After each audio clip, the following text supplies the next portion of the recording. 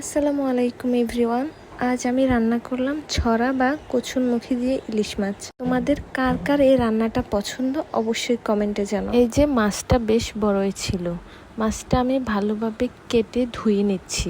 এখানে আমি রান্নার জন্য 4 পিস মাছ নিলাম। তো চলো মূল রান্নায় চলে যাই। প্রথমে আমি পেঁয়াজ কুচি সাথে রসুন বাটা দিলাম। এভাবে রান্না করলে রান্নার কালারটা অনেক সুন্দর হয়।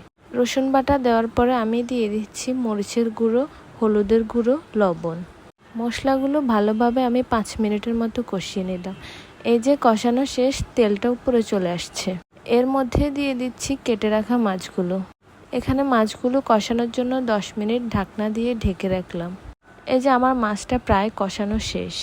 এখানে আমি কোনো এক্সট্রা পানি অ্যাড করিনি। এবার আমি মাছটা তুলে রাখছি যেন ভেঙে না যায়। তারপরে কচুরমুখীগুলো কেটে ভালোভাবে ধুয়ে নিলাম।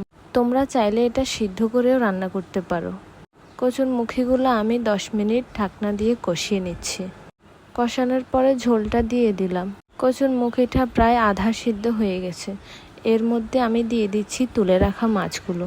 আমার রান্নাটা প্রায় শেষ, ঝোল কমে গেছে, কচুরমুখীও সিদ্ধ হয়ে গেছে। এবার উপর দিয়ে জাস্ট বাগারটা দেব। বাগার দেওয়ার জন্য রসুনটা তেলে ভেজে নিচ্ছি। এই যে আমার রান্নার ফাইনাল লুক। রান্নাটা কেমন হলো অবশ্যই সবাই কমেন্টে জানাবা। সবাই ভালো থাকবে। আল্লাহ হাফেজ।